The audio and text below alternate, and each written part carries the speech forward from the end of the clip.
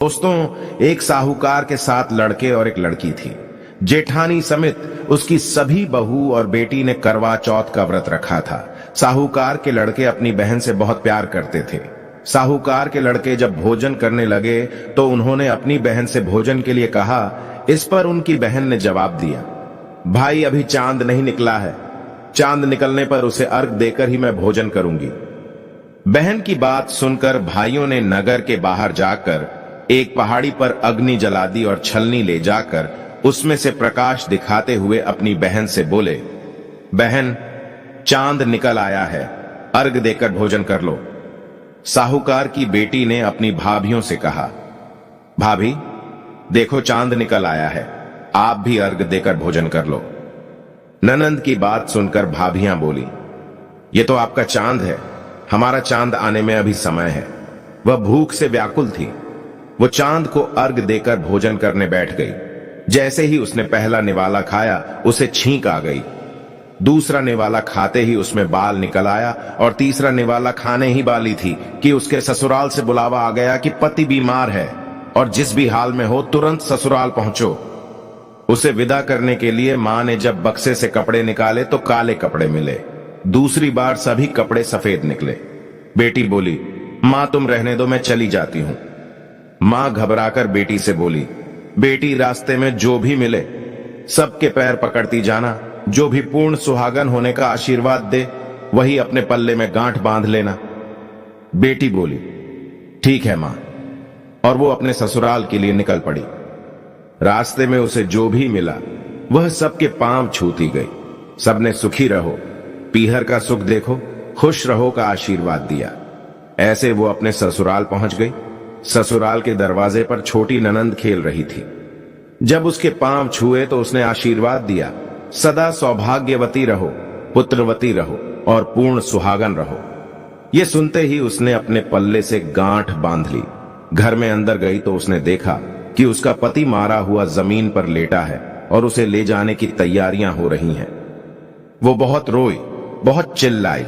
जैसे ही उसे ले जाने लगे वो रोती चिल्लाती बोली, मैं इन्हें ले जाने नहीं दूंगी। फिर भी जब कोई भी नहीं माना तो वो बोली, मैं भी साथ जाऊंगी, और वो नहीं मानी तो सब बोले, ले चलो साथ में। जब पति को जलाने का समय आया तो वो बोली, मैं इन्हें जलाने भी नहीं दूंगी, तो सभी बोले, पहले तो पति को खा गई, अब उसकी मिट्टी भी खराब कर रही है। लेकिन वो नहीं मानी। गांव के और परिवार के सभी बड़े लोगों ने यह निर्णय किया कि इसे यही रहने दो, इसके लिए एक झोपड़ी बनवा दो। वो वहां अपने पति को लेकर रहने लगी। वो पति की साफ सफाई करती और उसके पास बैठी रहती। उसकी छोटी ननंद दिन में 2 बार आकर उसे खाना दे जाया करती। हर चौथ का व्रत करती, चांद को अर्घ देती और जोत देखती, और चौथ माता आती तो चौथ माता कहती कर बोले, भाइयों की प्यारी बहन कर बोले, घड़ी बुखारी कर बोले। तो वो चौथ माता से अपने पति के प्राण मांगती, पर चौथ माता उससे कहती, जब हमसे बड़ी चौथ आएगी तो उससे अपने पति के प्राण मांगना। ऐसा करते करते सभी चौथ आई और सभी यही कहकर चली गई। आश्विन की चौथ बोली, तुझसे कार्तिक की करवा चौथ माता नाराज है, वहीं तेरा सुहाग लौट आएंगी। जब वो आएंगी तो उनके पर मत छुड़ाना। दोस्तों, जब करवा चौथ आने वाली हुई तो उसने अपनी छोटी ननंद से पूरे श्रृंगार और सुहाग का सारा सामान मंगवाया और करवे भी मंगवाए। सास ने सोचा, पागल हो गई है जो मांगती है, दे आओ। साहूकार की बेटी ने करवा चौथ का व्रत रखा। चांद निकलने पर अर्घ दिया, चौथ माता की ज्योत करी। जब चौथ माता प्रकट हुई तो चौथ माता बोली, कर बोले, 7 भाइयों की प्यारी बहन कर बोले, दिन में चांद उगाने वाली कर बोले, घड़ी बुखारी कर बोले। तब उसने उनके पैर पकड़ लिए और बोली, माता मेरा सुहाग वापस करो।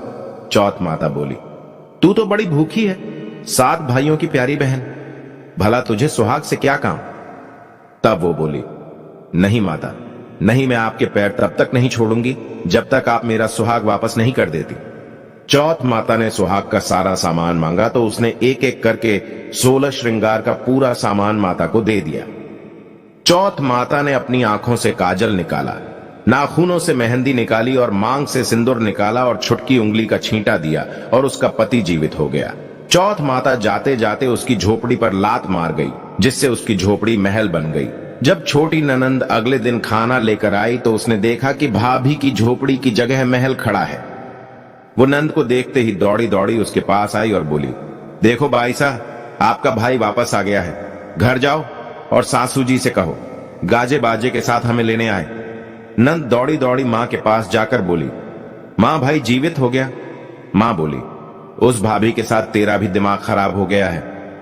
नंद बोली, नहीं मां, मैंने सचमुच देखा है भाई, सच में जीवित हो गया है। भाभी ने गाजे बाजे के साथ हमें बुलाया है। घर वाले गाजे बाजे के साथ अपने बेटे को लेने पहुंचे तो बेटे को जिंदा देखकर सास बहू के पैर छूने लगी और बहू सास के पैर छूने लगी। वो बोली, देखो मां, आपका बेटा वापस आ गया है। सास बोली, मैंने तो साल भर पहले ही इसे अपने घर से भेज दिया था। वो तो तू ही थी जो इसे वापस लेकर आई है। हे चौथ माता, जैसे साहूकार की बेटी के साथ पहले किया वैसा कभी किसी के साथ मत करना, और बाद में जैसे उसे सुहाग दिया वैसे सबको देना और सभी पर अपनी कृपा बनाए रखना। और जो इस वीडियो को देख रहा है तथा कहानी सुन रहा है, उनके जीवन में खुशियां आए और आपकी कृपा सदैव उनके ऊपर बनी रहे।